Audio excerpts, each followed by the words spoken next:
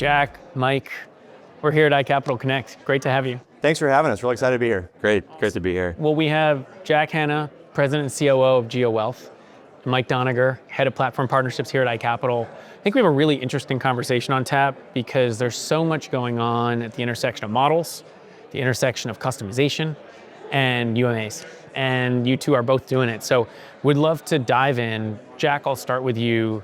Give us kind of a history of evolution of UMAs and how they're now becoming a part of private markets solutions for the advisor channel. Absolutely. And again, thanks for having us. Excited to be here. We started doing this a long time ago in that UMA concept, and it's really the next thing that we think RIAs are really moving to. We're trying to see around corners and say, what are RIAs going to be focused on next? And so for us, it's the access to not just one type of model in a single account, but as many types of models in an account as you'd like to. And what we're doing right now, and Mike's going to talk to this too, we're really excited about, is that we're actually incorporating alternatives as a sleeve inside a UMA. So an advisor does not have to open a bunch of different accounts to get access to this. They can do it all. Single account at a traditional custodian. They get access to their ETF models, their mutual fund models, their equity SMAs, but now we're introducing as a piece of that pie, the alternative sleeve to it. And Mike, how does that actually work? How does the private markets piece fit into a UMA? Advisors have been moving towards managed platforms to manage their clients' portfolios over the last 10 years, and I think that's only accelerating. To Jack's point, up until now, it's been a combination of traditional assets. With the advent of some new fund structures and evergreen funds, which have extended the asset class to more and more investors, advisors are now looking to combine that as part of the same account. And so that's where our partnership comes into play here, where via the connection we've built, advisors can allocate to a model that includes both public and private assets. And GeoWealth will handle the oversight and rebalancing on the portfolios. But for the alternative investments implementation piece, we've created an integration where the advisor selects their model on GeoWealth and then completes the workflow to invest in the alternative investments through iCapital. I think that's such a great jumping off point because we now have hit the point where private markets models can fit into UMA structures. What did it take to get there, and why couldn't have it happened till this point? That's a great question. So at GeoWealth, we started out really building a core piece of our functionality. We've written every line of code on our platform, but it's a portfolio accounting foundation. And that sounds like such a basic thing for an advisor to think about. When a trade happens, book it into the right account, that's easy. But when you have a bunch of trades happening on the same day, from different parties even trading them, getting those mapped or accounted for correctly into a single account is really the most difficult part of it. And that's really part of our DNA is portfolio accounting, being able to do that. Whereas at a custodian, you go in and you see all your positions listed out. On our platform, we're gonna break those out into each individual model as part of that overall UMA.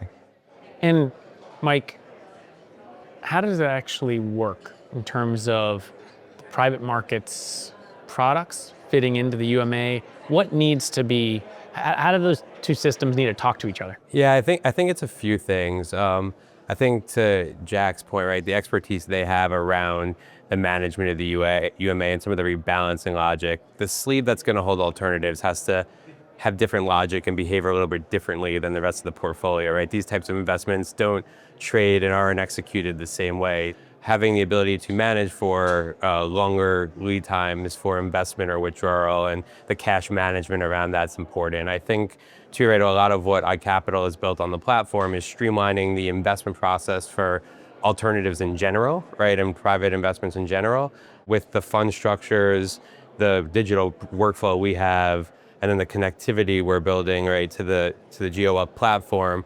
That creates the seamless experience for advisors to bring those assets into the platform where they're holistically managing client portfolios. And that's kind of a broader strategy for us at iCapital, meeting the advisors where they are and being part of that core wealth management process and not being something separate off to the side. I want to hang on to that last point because that's something that you as a firm say, meeting the clients where they are. What were you hearing from clients that made you say, we need to create this solution where models fit into a UMA and make it easy for advisors? There's a lot of buzzwords that get thrown around. It's eliminate the swivel chair or find the easy button, right? But I think advisors are very familiar with managing or building client portfolios using models as building blocks. And then the UMA streamlines that all by being in a single account, being in the platforms that they're using, but embedding within that UMA experience. There's not a separate accounts for alt. There's not a separate platform for alts, right? And having a connected experience where they can invest the whole portfolio and then more importantly, quarterback that portfolio through the investment process. I think that's crucial. Jack, why be an early mover in providing private market solutions within the UMA? It's way overused, but you already said it, is meeting them where they are. And we've just seen that's where the industry's going. We've seen advisors realize they can use those building blocks of a standard portfolio, ETFs, mutual funds, equity SMAs, but we just have seen the industry say, what about us for everything else that's out there? And these are solutions that have typically not been available for your average RIA. Even a high net worth client might not have access to that. So the writing was on the wall for us. So, hey, we have the architecture on our platform to be able to handle this. And we built a really turnkey experience so that an advisor can go in and actually implement this in a very, very intuitive fashion. Is this the easy button? You could say that. It's definitely an easy button for them to get into. We tried to build a solution where they could go in as seamlessly as possible, only a few clicks, just like they're investing in a basic ETF model, they're going to get alts as a part of that. That brings up another point, customization. How can advisors now think about customization within one of their models? I think you've used the term sleeving. Mike, I'll ask you, how do you think about this from the perspective of constructing private markets portfolios that fit not only the advisor's needs, but each individual client that the advisor has? Sure. So, I think with some of the using BlackRock an example, right? We're live with the partnership there. BlackRock works with RIAs to build out their CMS models across different risk profiles and asset allocations. The advisor has the opportunity there to select which mix of equity and fixed income, but also public and private assets that makes sense for that client.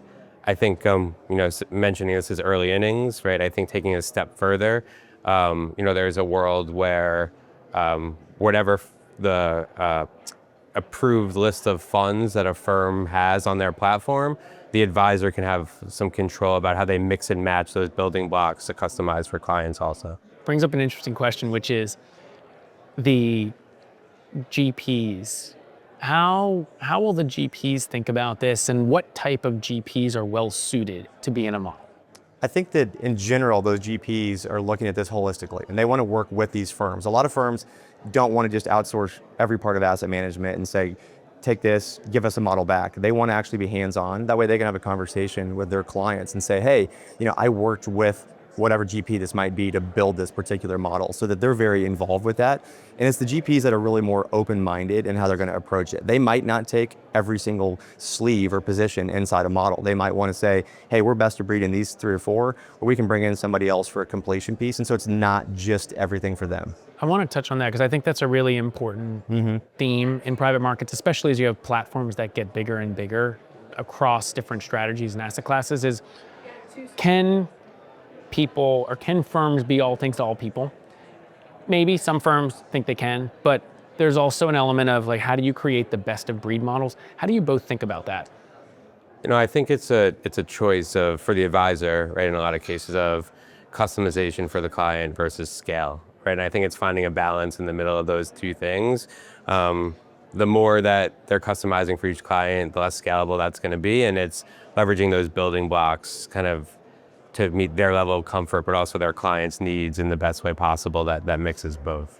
I think we've seen a spectrum. So you might have one firm that says, we want a different model for every single client that we have. That is very hard to scale. We've seen it done, just not done very well. And then the other end of that spectrum would be, we have 5 models and it works for every single client we have.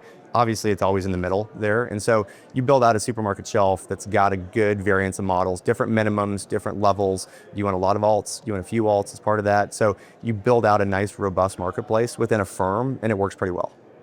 Talk to us a little bit more about the model marketplace, because that seems like such an interesting concept of being able to create all these different customizable models that then become off the shelf and other people can pick and choose those, or an advisor can choose that for multiple clients and toggle that based on certain clients who want certain things or different ages, different life events, et cetera.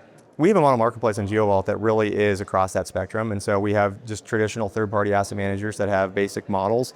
Other end of that spectrum is that we have advisors that want no outside assistance from anybody. They want only their own models on there, and then everything in between there as well. So what we see really works well for a lot of firms is that they have some outside help that come in and say, hey, let's build this together. I want the expertise of a large asset manager, GP, as part of this, and they can put something together that, again, no advisor book is going to be just this plain vanilla clients across the board. And so you have a good mix that gives them availability for a good model for every client.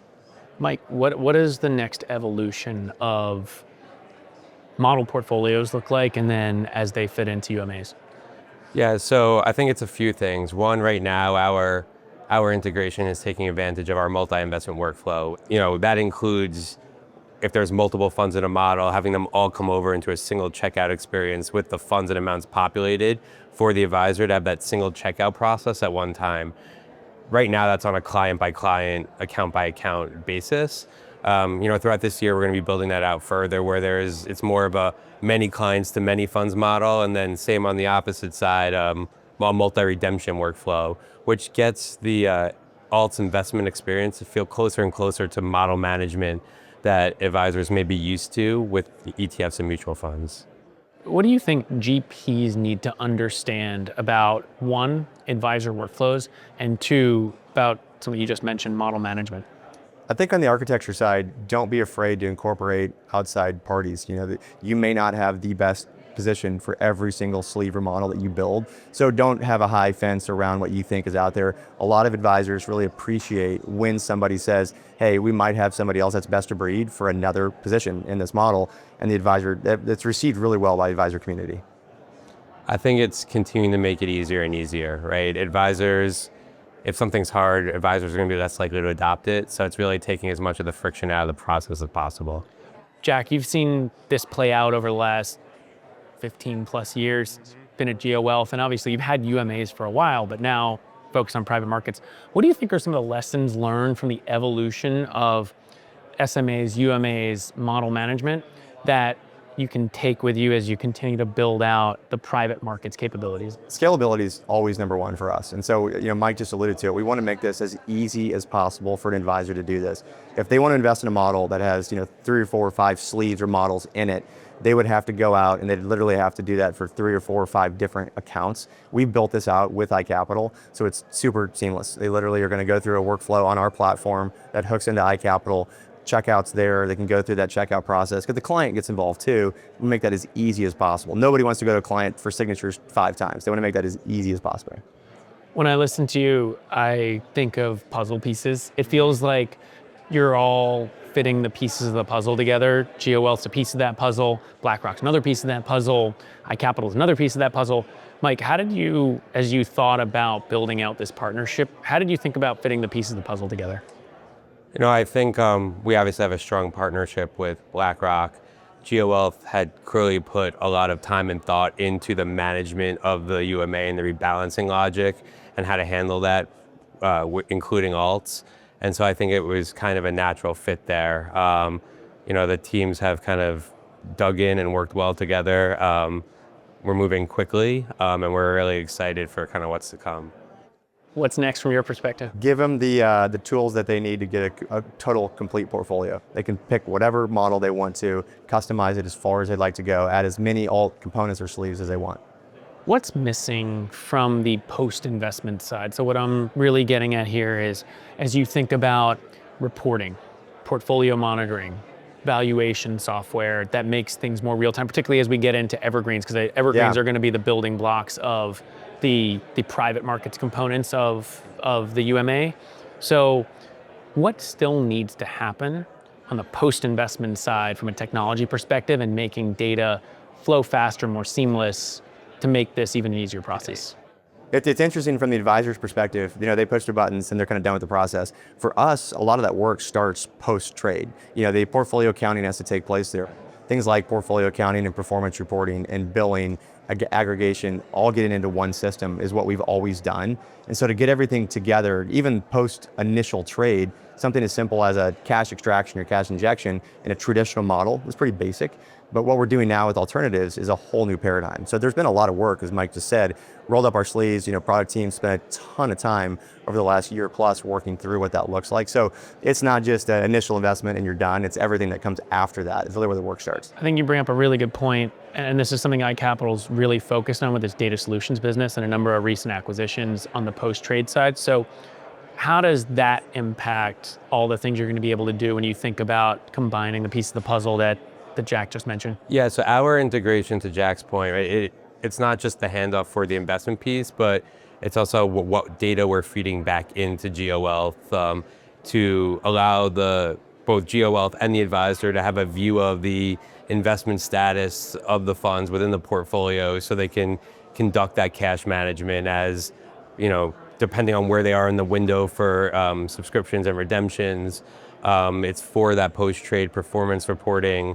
And the data solutions business, especially on the performance reporting side, could help fill the gaps where there may be latent, reporting from the admin. UMAs, I think, are at $2.5–3 trillion or so of assets. That's projected to grow pretty significantly over the coming years. In your mind, if you could paint a picture of what the next 5 years or so looks like for UMAs, but then also private markets as a piece of that, what does this look like in your mind? We're in the market, in business right now. That number's going to skyrocket. It's just going to be too easy for people to ignore. Right now, there is a level of kind of sophistication and complexity that goes into it. We've eliminated that, is what we're doing at the end of the day. So, that number is going to get a lot higher, mainly because it's going to be so much easier for an advisor to do, and they can bring this solution to clients that previously never had access to it. Yeah, I think there's projections, right, that the AUM of alternative investments within the wealth management space is going to increase by 2 to 3 times over the next kind of 5 to 10 years. I think this type of delivery mechanism is a way to drive that adoption. And I think the whole alts and UMA question is one that the industry has really been trying to solve. And you guys were right in the middle of it. So Jack, Mike, thanks so much. Thank you. Appreciate it. Great conversation. Thanks for having us on. Thank Yes, thank you, Michael. Yeah, thank you. Take care.